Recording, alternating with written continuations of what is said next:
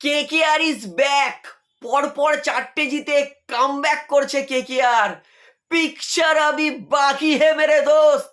মানে ছোট্ট ছোট্ট পায়ে কেকেআর কিন্তু সেই স্বপ্ন প্লে অফস তার দিকে কিন্তু এগাচ্ছে।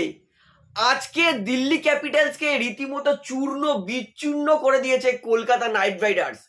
যেই পিচে দিল্লির তাবড় তাবড় ব্যাটসম্যানরা ব্যাট করতে পারছিল না, ফিন অ্যালেন বলল, আরে ভাই দেখাচ্ছি ব্যাটিং কাকে বলে।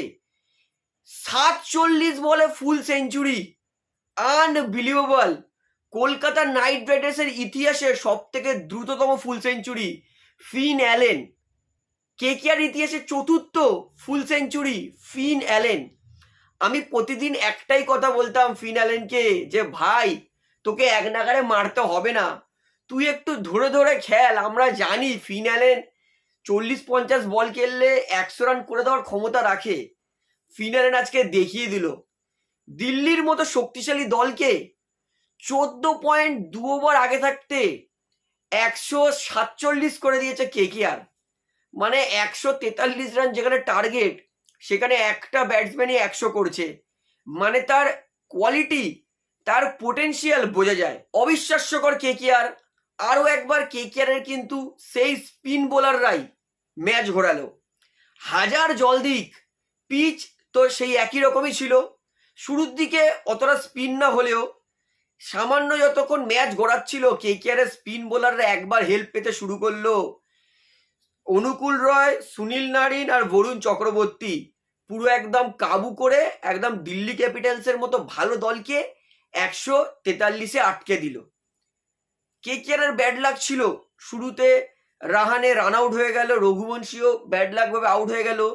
কিন্তু ফিন অ্যালেন আজকে ধৈর্যের সাথে খেলেছে, কিন্তু ধৈর্যের সাথে খেলেও 47 বলে সেঞ্চুরি। মাই গুডনেস, শেষের দিকে যেরকম ভাবে তিনি 6 মারছিলেন মনে হচ্ছিল যেন মানে টেনিস বলে খেলছে। আর কেকেআর ভাই শুরুর দিকে খুবই হতাশ ছিলাম কেকেআরের পারফরমেন্স নিয়ে, কিন্তু মনে মনে ভগবানকে প্রতিদিন প্রে করতাম যেন কেকেআরকে কামব্যাক করিয়ে দেয়। ভগবান আমাদের সকল কেকেআর ফ্যান্সদের কিন্তু কথা শুনেছে। কেকেআর কামব্যাক করেছে, ব্যাক টু ব্যাক 4টে জিতে কেকেআর অবশেষে এই সিজনে প্রথমবারের জন্য পয়েন্টস টেবিলে 7 নম্বরে গেছে। হ্যাঁ, এখন 7 নম্বরে অনেকে হাসতে পারে, কিন্তু এই 7 নম্বরটা এর পরের ম্যাচ যদি জিতে যায়, ভগবানের কৃপায় যেন জিতুক, তাহলে কিন্তু এই 7 থেকেই কেকেআর এক লাফে কিন্তু 5 নম্বরে চলে যাবে। মানে সবার দোরগোড়ায়। শুরুতে সবাই কেকেআরকে ট্রোল করছিল যে কেকেআর জিতবে কবে, অনেক মিম দেখেছি, অনেক সহ্য করেছি।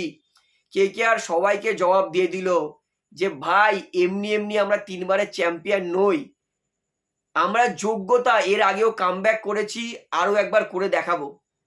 ভাই কেকেআর ক্ল্যাপ দিয়ে পাচ্ছি না। দিল্লির মতো তাবড় তাবড় এত ব্যাটসম্যানকে প্রথমত পেস বল, কার্তিক ত্যাগী, যত প্রশংসা করবো তত কম, স্পিন বোলিং করে কাবু করে দিয়েছে। আর ব্যাটিংয়ে তো একতরফা কেকেআর উড়িয়ে দিয়েছে। এই জয়টা, এত বড় জয়টা কেকেআরের দরকার ছিল, কারণ কেকেআর শুরুর দিকে হেরে এত নেগেটিভ নেট রান রেট চলে গেছিল।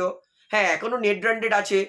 এর পরের ম্যাচে যদি কেকেআর একটু ভালোভাবে জেতে তাহলে কিন্তু এই নেট রান রেটটা প্লাসে চলে যাবে। তো আমি তো খুবই খুশি।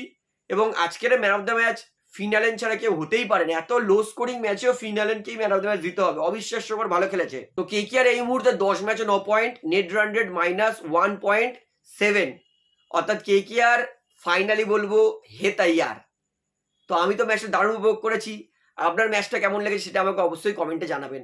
তো ভিডিওটা এখানে শেষ করছি। আশা করি ভালো লাগলো। তো ভিডিওটি ভালো লাগলে অবশ্যই লাইক করুন, কমেন্ট করুন, শেয়ার করুন এবং চ্যানেল ধরে সবাইকে অনুরোধ করে রাখবো, যেহেতু এইখানে আপনারা খেলার সমস্ত রকম আপডেটস পেয়ে যাবেন, তারা অবশ্যই পাবলিক ভিউ কলকাতা চ্যানেলটিকে সাবস্ক্রাইব করে বেল আইকন প্রেস করে অল করে রাখবেন। ধন্যবাদ।